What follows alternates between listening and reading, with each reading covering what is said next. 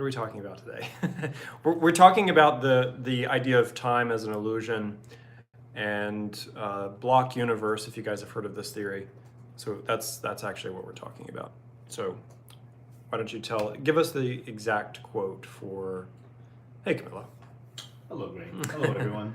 In the future, past, present, wherever you're going to be. The quote, we were talking about the block universe theory. It says that our universe may be looked at as a giant four-dimensional block of space-time, containing all the things that ever happened, explained Dr. Kristen Miller.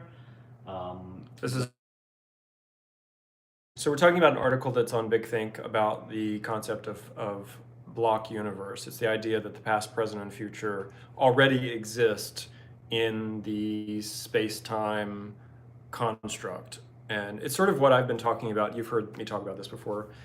It's about this idea that the past, present, future already exists, and that as a futurist, a lot of times you're not just talking about foresight or projecting into the future, right? We're not just saying, we're extrapolating data and saying, oh, this is where we're going to be in the future. What I've said often is the future is already here, that what we're seeing right now is actually an echo, if that makes sense to you guys. Let me just flip this around so you guys can say hello. Hey, everyone. So again, we're just doing this live. We're going to start doing this every once in a while. And today the concept is time an illusion? Is the future already there in front of us? And this gets into, which I think is interesting, this gets into the idea of free will, right? Right. Is everything already set? Are we, the thing, like, are we experiencing all the block? Is there more, routes to the block we can just, like, drift to? Or, because yeah, so if you think about okay, so first of all, let's back up. We are moving through space-time. Right. People have to sort of understand that first, right? So the fact is that we're on this rock that we call Earth. We're on this rock we call a planet. Right. And that is literally hurtling through space-time, which is what we're calling the block. It is the space-time construct. We are moving through that all the time. Right? So we're circling the sun, our galaxy is moving, the entire universe is in motion. Right. So is that time the movement, in other words? So I think what the block universe is saying here is that the way that I described it to you off camera earlier, and I'll say this to you guys so you understand, I was describing this concept as if you were watching like an old cinema reel, and our consciousness is what is the light that passes through each individual frame in that movie, right? So your consciousness passes through each individual frame at any given time. That's the space-time sliver in the block universe theory. That's let's say the beginning of the movie, that's one slice. Right. The end of the movie is another slice. But the end of the movie and the beginning of the movie in that film already exists. Right. We're just the light. Our consciousness is just a light passing through each individual frame in the block universe theory. It's kind of the only way to explain it, right? Right, but then so everything's determined already. Like then, that's the whole question. Well, if you believe in the block, if you believe in that theory, if the theory can be proven to be true, and a lot of philosophers are trying to do this all over the world. There's also the spotlight theory. There's multiple theories about the future, and there's multiple theories about space-time, multiple theories about consciousness. So it gets really, really complicated. But I've sort of been working as a futurist and a philosopher. I've been sort of working from the position that the future is already there. Okay. The reason I think that, and I sort of have to dive in.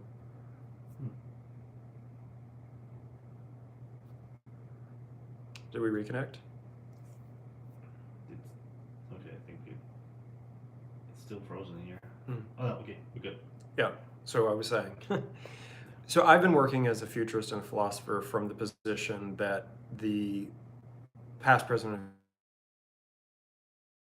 because the evidence that we have so far is that, and it makes sense, that everything that is and never will be was contained in the moment of the Big Bang, right? So all of the matter, the information, the numerical codes, because we talk about the universe being code, the cosmos being code at its substrate, all of that was already there. So it's just it's almost like flipping a switch and turning the system on, and it's booting up, and the code is you're watching the code sort of unfold, but the code's already there. Right. Asimov's the last question, was it?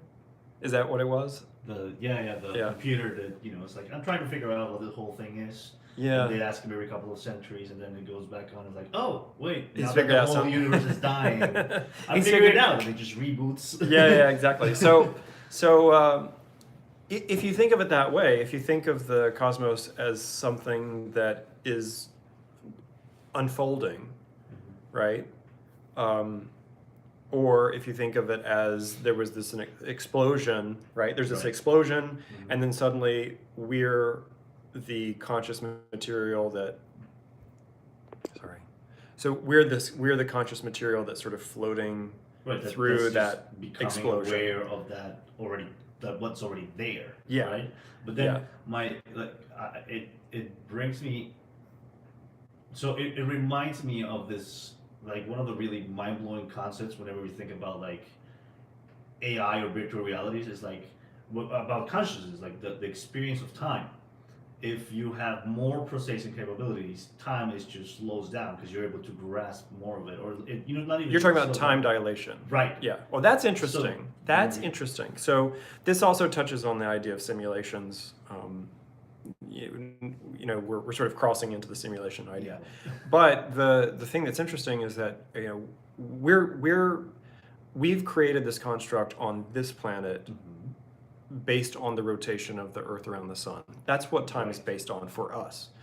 But that's not the scale of the cosmos. The cosmos is there's no way for us to really grasp the concept of time, space-time, even inside of the cosmos, because it's so huge that to even try to describe to someone the idea of 1 billion years, we don't have any reference for that. We have a reference generationally for each other, and let's say for our parents or our children or our grandparents. That's about as far as our And even understanding they of were not really good at it. yeah, because time passes in a weird way for humans because we don't have a we perceive it in calendars, in clocks, Right. but that's not what space-time is. Space-time is a whole different ball game, much more complex. But back to this idea of time and the future existing right now already. If that's true, if the future does exist out in front of us, and our consciousness is just filtering one space-time sliver at a time, right? Our consciousness is just showing up and filling in the material world. Let's talk about it that way. Then it does sort of take the idea of free will out of the equation, because everything that has already happened in the future. Right. So if that's true, now we're really going down the rabbit hole here. So if that's true for you, those of you watching, if the future is already present, if it's already out in front of us, then somewhere out in the future, teleportation has already happened. Right. Time travel has been discovered. Yeah. Now you're really starting to see how complicated this is, because then simulations have been created. The Matrix has already been created Everything's out in front of us. Well, not the Matrix so much, but just simulations and uploading consciousness and that sort of thing. All that stuff is out in front of us. If we are able to harness the power of time travel in any form, whether it's sending a body or sending just a signal back from the future. Yeah. I mean, That would now be we're something. really into this conversation. Now we're talking about crushing down the space-time idea. Something very interesting also on the article is they mentioned like that, and then time travel. A lot of people go like, well, time travel, then you get the grandfather paradox and whatnot. Yeah. And then what the thing is, well, if it's a block, all that You even can't the time change it. travelers, right? The time travelers already embedded into whatever happened. So that if was there interesting. was, if Yeah. there is. So let me just explain that quickly for you guys watching. So part of the block theory that sort of counteracts time travel. So if in, let's say, 100 years, 1,000 years in front of us, we're already there. maybe you and I are not there, but someone is there in the future, and they've created the concept, they've discovered the concept of time travel, the concept of quantum travel, whatever it's going to be in the future, and they can send a signal back to us, or they can send almost, I mean, you know, we're talking about unlimited potential in the future. We're going to discover all of these amazing things in the future. Let's say they just send back a holographic representation of a human or a code, right? So it's not actually the physical being, just a message. It could be in the physical form. It could be a hologram of a person. It doesn't necessarily mean that you could change the past, because if the block already happened in the future, it's already set. It's already set. Yeah, the material version of that timeline, that space-time event, is already formed. It is in the space-time. It has already been written down. And also want to say this to you guys watching, and to you, I don't know if you remember this, but in the movie AI, do you remember the movie AI? The little boy. Yeah, okay. So in the movie AI, when he gets frozen underwater in the ship with his bear, and he's staring at what he thinks is his real mother, or the angel, or whatever, I can't remember. So anyway, there's a moment there where the aliens come back, they dig him out of the ice because it's been millions and millions of years or whatever. They bring him back, and the only wish that he has is to have a real mother, to have that experience. And I think there was a lock of hair, her hair. Remember, there was a lock of her hair in the teddy. The teddy bear had secretly grabbed a piece of her hair, I think.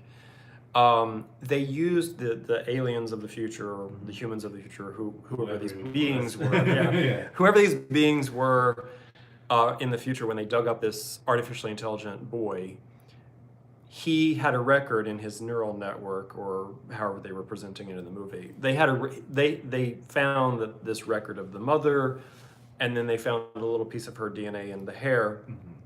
And they were trying to explain to him that they could bring her back for only one day. This is a very interesting part of the movie that people don't talk about. They said that they could only bring her back for one day because what they had found was that beings are tethered to their space-time event. That we are tethered to our original space-time moment. Our slate. So we are bound by that space-time moment that we emerge. And from that space-time moment, there's a finite amount of you that can exist. And that they said we can only bring her back for 24 hours. Then once she goes back to sleep, then they can't bring her back anymore. So that's an interesting way to think about it, because then if everything is there, if time is already structurally, materialistically there, in the cosmos, and we're just showing our consciousness, or let's use the word mind, because consciousness has sort of a spiritual connotation. Mind, if the mind of humanity, or us. Are we still on? Oh, here it's frozen a little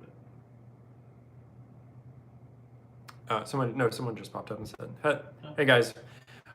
So if the mind is just there showing up, right? It's just showing up in the material space-time moment that we exist in, then having a discovery in the future of some sort of time travel or sending a message back doesn't change that. But it does allow us, this is interesting for you guys watching, it allows us to observe the past and possibly observe the future. We may not be able to change it because the structure of the explosion, the Big Bang, has already happened, right? So let's think of it this way. I'm trying to explain it to everyone in a way that, because I'm still thinking about this theory as well, but the way that I've thought about this is you have this explosion, right? Think about it in thermodynamics and the way that, in a physical sense. You have this explosion, which is the Big Bang. It's primarily over by the time we emerge. I mean, it's cooling down already. It's already. Otherwise, we're not. So we emerge after the main explosion is over, but all the material for the explosion is already there, right? So the cosmos is there. The space-time, if you think about the block universe idea, all of the material here is maybe potentiality of the material world potential moments, if that makes sense. So the material explosion that creates the substrate, Yeah, that's already there. which is all code. If you guys have been following Futuristic Now, you know that what we're talking about here is code. Right. And that's so hard to explain. That's so hard to explain that we're talking about it. We're talking about the cosmos in a material language. Mm-hmm. We say the word explosion. We say the word material. Yeah. But those are just that's just the way we think about it. I mean, if you tell a physicist, I don't think they'll think like, yeah, it's code, of course. Like that's where we're smashing atoms left and right in Switzerland because they actually have a pattern. They have for patterns, CERN. Yeah. But it is numbers. It's math. It is. Well, even though we do the material. Well, it's math, geometry, code, quantum entanglement, and it is material. I mean, the material. But it's all of them at once. Like that's the thing. That's why it can be hard, but it's just a language thing. Well, it's a perception thing. You have to remember, and I always think about this. A piece of meat is trying to describe the world. I mean, do you guys understand what I'm saying? A piece of meat, which is your brain, a piece of flesh is trying to explain the cosmos. That alone should really make you step back. We just had something pop up on the chat. Can you see what it is? You have this sort of flesh thing, which we call the brain. Do you see it in the chat? There should be a chat. I see the chat. Hey man, love your channel, but I just don't see enough of your uploads. Oh. Who is it from? Impaired. Socially impaired. Okay. Well, socially impaired. Thank you for enjoying the videos. This is the new Futuristic Now sort of down and dirty philosophy. We're going to try to do this twice a week, where I'm basically just talking about concepts in futurism, and that can include headlines, like, for example, the genetic engineering of the Chinese babies. That's something we could talk about. But today's episode, and really what we're sort of diving down and deeply into, is time an illusion? And when you're a futurist, we're not just crunching numbers. I'm not just crunching numbers. I'm not crunching data. I'm not just doing foresight for corporations. That is part of the picture. But the big picture for me as a futurist, is to try to share, the deeper sort of techno-philosophy, which is what this channel is, the techno-philosophy concepts of the future. I mean, people say, well, the thing is, people say, oh, the future. Well, do you understand how complicated that concept is? Yeah. I've been doing this for the last 6 or 7 years, and I am still trying to unravel what is the future. Well, that also makes it like everybody talking about this is like the singularity. And honestly, if we talk about what singularity means, it's we have no idea. Like that's the very definition of the singularity. The singularity, when we talk about futurism, Ray Kurzweil coined that. Well, actually, Ray Kurzweil didn't coin that. Someone else coined it. But he used it from physics. But he got it from a physicist. Physics, cosmology, actually. But it's a point in time where the event horizon everything crunches down. And that's the thing. We have no idea what happens next. So it's complex.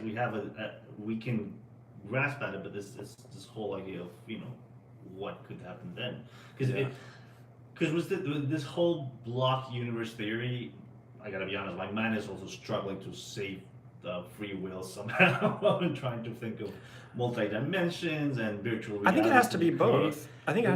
Yeah, but that's what I mean about the potentiality in the material slice of space-time. In other words, what I'm saying is that the material is there. Mm-hmm. Think of it this way: when you plant a seed, right, for a tree. Let's use the metaphor of nature, which we always end up. I always end up using that metaphor anyway. So imagine you plant a seed, and the seed has all of the code of an oak tree. The seed is going to be an oak tree, right? The potentiality is already written inside of that seed. We can't see it when you examine the seed. If you just handed a seed to someone, hey guys, if you handed a seed to someone and said, what is the future of this? You'd have to know what's in the genetic code of that seed, right? Right. That's from the observer trying to figure out what it is. The seed doesn't need to know that. The seed already has all of the codes, the genetic material to make that tree. All it needs is sunshine, water, and nutrients, right? That's all it needs. It needs those components. So the potential, the physical material potential is already written. You'd have to go in, a scientist would have to go in and splice, use CRISPR to change that oak tree to something else, right? Because the seed is already going to turn into an oak tree. Right. So, but then again, once again, we're like trying to say the free will, like how much. Well, in a seed metaphor, you can disrupt that by starving the tree of water or sunlight or nutrient, and then that external. But then again, with the block universe theory, it would be, well, that was going to happen. It was going to happen anyway. So that's interesting. So what I've tried to say to people when we use the metaphor of, and this goes back to why I say technology is natural, nature is technological, is that when you of us with technology, what's unfolding in front of us right now has always been there, and you have to read the comment that just came in. It's interesting. So let me just finish this statement before you read it. So the potential, our material potential, is already there. So the potential for GrayScott, or always in the code. It was in the code in the beginning in the Big Bang, if I'm making sense. So the potential code for GrayScott was always there in the Big Bang. That's why it emerged. And as we emerge in our space-time slice, if you think of the block universe idea, the potential for me was there, but there is something else. We're going to call it mind instead of consciousness. Mind, or awareness, consciousness, whatever, that mind is what fills in and sort of co-creates, maybe. So maybe the mind is what is part of the we call it free will, and the potentiality, the material potentiality is the material, is what's written set in the code, It right? is inevitable, Mr. Anderson. It's inevitable. You're quoting the Matrix. Yeah. Now we're really into it here. I'm a nerd. So. Back to the quote that you mentioned is that somebody asked, Gray, isn't one of the primary functions of the brain to be a part of material timeline from the future? So that's okay. So that's really interesting. I'm glad that you said that. There is a function in our perception. I've for a very long time I've been calling it the illusion syndrome. Most people, I think, a part of the function of the brain is to be limited. Right. We have to be limited in our perception so that we can function. Right. Because our brain has only evolved to a certain degree. Right. We're still evolving. Linear, the processing capabilities are a lot compared to everything else that we know, but honestly, to what we can think of, not really. Yeah. So what's happening in this stage of our evolution, the viewers and you and I, where we find ourselves right now, is still in sort of a precursory stage, right?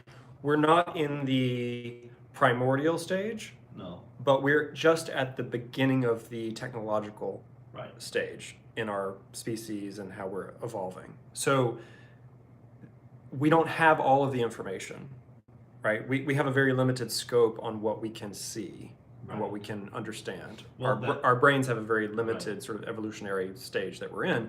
So for example, and I always give this example, that we can't see microwaves, right? But they are real. Microwaves are real, and they're around you. We don't have the brain capacity. So the hardware has not upgraded, but the software has been running in the background all the time. Right. Right. Yeah. Yeah. Right. That's the ghost in the shell. The Ghost, mind. yeah. Yeah. Well, and that's why one of the quotes that I always say is that, if it is true, and I do think that the cosmos is code, it is math, that we are. It's very simple if you say it that way. If I know that sounds metaphor or metaphysical. It sounds metaphysical, but if it is and it isn't. Like, we are having a conversation right now, and that is just my meat, like you said earlier, just expressing all well, the it's stuff. two pieces of meat Right, trying to understand the cosmos. Right, that's just the hardware, right? Yeah. But I mean, bizarre when you think of it that way. Right, but then so we also get into, so it makes you think of like the, I don't know, we're going to all over the place with like the transhumanism, and like if we upgrade ourselves, and also about the if we have more processing power, time dilation is possible too, because you have more. Oh, we never got to time dilation. Right. Okay, so this is interesting. So leaving that to the side for potentiality, or just a simple idea. Did you guys know by watching this you were going to get into this conversation? I hope you've smoked something. Watch this. Anyway, so a very confusing concept when it comes, because we're used to our own personal sense of time. Right. So we wake up in the morning, it's 8 o'clock, your alarm goes off, you have an hour to get ready, get to work, you have a 5-hour, 10-hour workday, whatever it is. Those are your sort of parameters how we think of time. Right. And how it passes. Sun sets, sun rises, weeks go by, there's a calendar, there's a clock. That's our sense of time. And most people, as they grow up, they realize that time passes differently when you're a child than when time passes when you're an adult. We all know, like, it used to be you could go and play in the woods and it seemed like hours and hours and hours and hours, and it was like 30 minutes, right? Now, as an adult, for most people, it probably feels like I don't have enough hours in the day to get things done. It seems like time is flying. You hear that, it's like a cliche. As people age, they say, oh, time is flying. I think there's an article in the journal Cell that talked about the time perception of different species of animals. So, for example, fruit fly, hummingbird, versus human. Right. All three of those species of creatures and meat will have, because that's what's happening is the brain is processing what we perceive as time. The brain in all three of those species is processing time differently. So, for example, I think the article talked about how a fruit fly or a fly in general processes time much more quickly. Right. So when you try to swat your hand, in the fly's perception of the world, you're moving really, really slowly, right? So it sees the world much faster, so it can perceive your hand moving really quickly, which is why it's hard to kill this fly. And a hummingbird also will have a faster yeah. So that alone, if that is true, and you guys can look it up. Can you Google that article? It's time perception in different species. I think it's in the journal Cell. I'll give you guys the exact title in a second when Camilla looks it up. But what was interesting is that the perception of time is different for each species. So I got Scientific American, small animals live in a slow motion world. That's it, yeah. That's the one. So it's Scientific America? Scientific American, yes. Okay, so it's Scientific America. And the title is Small Animals Live in a Slow Motion World. Small animals live in a slow motion world is the article. There's actually a few articles on that, but that's a good reference. And now, housefly, pigeon, dog, human, cats. So they frequencies for them, like how. I think they were using flashing lights to test. Movements appear sped up. Yeah, so yeah. They were using flashing lights to test. And they give you actually. It's pretty cool. They actually use like a frequency of. Light. Of each one. Yeah, of each one. Interesting. Yeah. So basically what we're talking about here is the testing of perception of time, but this is part of the time dilation idea that if we live on a planet where different animals have different perceptions of time, where the world, the way they're perceiving the world, their view of the world is moving and exponentially, experientially, is that the right word? They're viewing it much slower than we are. So, just think about how that affects the perception of time and when we say, is time an illusion? You have to factor that into this question, is time an illusion? Right, but that's the whole thing. Like a fly lives, what, like days? Like 5 days? Like, let's say a week, and that's like an old fly. But in its mind, right, it's its whole life. It's its whole lifetime. It's sitting there watching, the fly is sitting there watching a hummingbird, and the hummingbird's wings are doing this. Right. Because in the fly's perception, time is so much slower that it can see the individual flapping of the wings of this hummingbird. To us, we can't even see it. It's like the flapping of the wings of the hummingbird. Hello, live video. To us, it's invisible because we can't perceive it because our brains we've evolved in a brain, a meat pack, a meat network, for whatever reason. Right. Well, because tigers were a different speed. More than likely, our brains evolved the way they did so that we adjusted to what predator was after us, right? Yeah. So we didn't have to be, hummingbirds weren't trying to kill us. Right. So if hummingbirds were our main predator, our perception of time would be much faster. If that makes any sense. Anyway, so time dilation, when you start talking about, you brought up the Matrix, when you start talking about time dilation and simulations, and we are going to create simulations in the future, whether we go into them or whether we create individuals inside of those, time dilation is going to be really critical for that process, because if you want to study, because most of the reason we create simulations is to simulate an event, to gather some information. That's the reason we do them. Right, so there's medical simulations, there's military simulations, war simulations, anything that you want to gather data on, you run a simulation of that to see what comes back. But you can run that at any speed that you want to run it. So the thing that I find interesting is when we talk about is time an illusion, the question may be, what is the actual speed of time? Right. We've made symbols and we've created a cultural context around time that we've all agreed on. We understand, the average person understands what a 24-hour period is. We know what it feels like to live 24 hours, right? We have a general sense of what that feels like. If you looked into the mind of a fly or a hummingbird, 24 hours is going to look radically different. Right. They're seeing things that we miss. Yeah. This is interesting. That simulation, if you were consciousness and if you could watch it, you would see things. It's going to see things. Flies are going to see things that we miss just because it's happening so fast our perception doesn't catch it. Yeah. Here's a great example. Just a very simple example of a water drop falling and hitting a pond or a body of water. The feedback, we never see that because our perception is so much. Right, that's why a lot of these like super slow motion cameras, they are gorgeous thing. Like I wrote an article on that. Yeah. You get like it's mind like it's just a drop, and but it's this whole new universe. I think the article that I wrote about this, there's a photographer who takes really high speed pictures of water drops. And he colors them, and I think I use that as a backdrop for trying to explain time dilation. And I was talking about how the real time travel, if you want to talk about time travel, is right in front of us. It's time dilation is real time travel.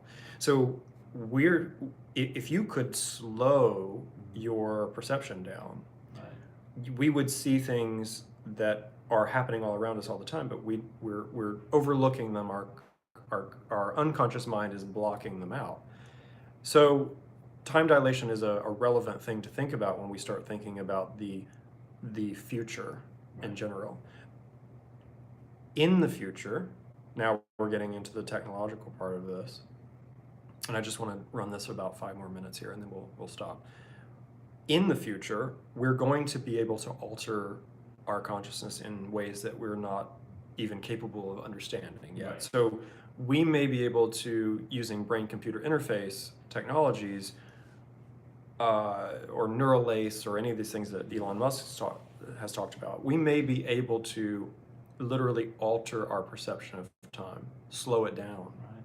So suddenly you're sitting in a simulated sort of brain-computer face world, and you're able to observe the world in, 12,000 frames per second Right. sort of space.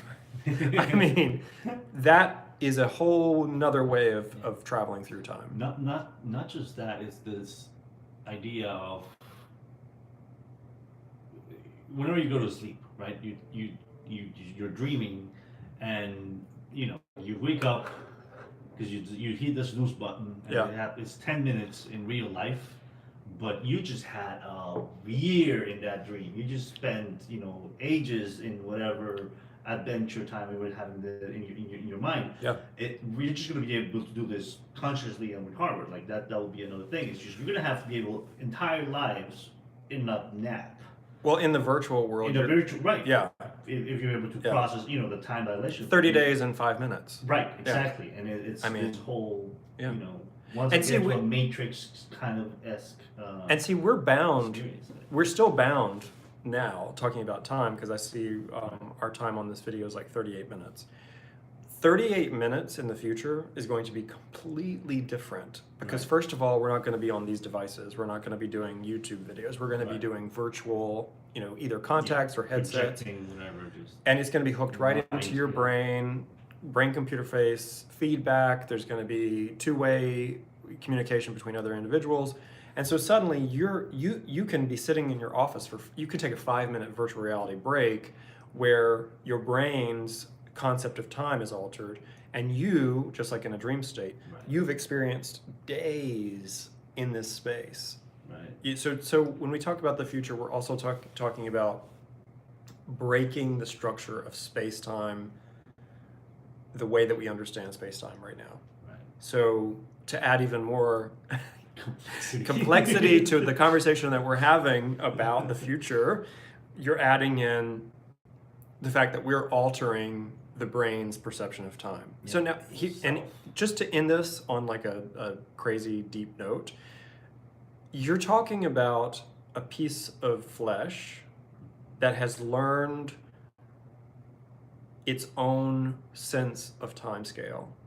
And you're talking about a piece of flesh that has not only learned that it's about its time scale, that it's developed tools to alter its own time scale.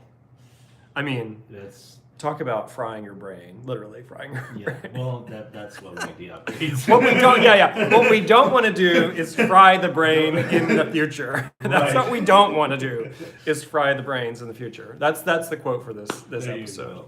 go. Anyway, thank you for this conversation. Thank you. And like I said, we're going to try to do this maybe twice a week for future. These are just going to be conversations that we're having about what inspires us or what we're thinking about. Maybe some of my concepts and ideas that I can explain on a deeper, sort of more philosophical level for you guys. Because sometimes when I say these quotes, people are like, "Oh, that's an interesting quote. I have no idea what it means."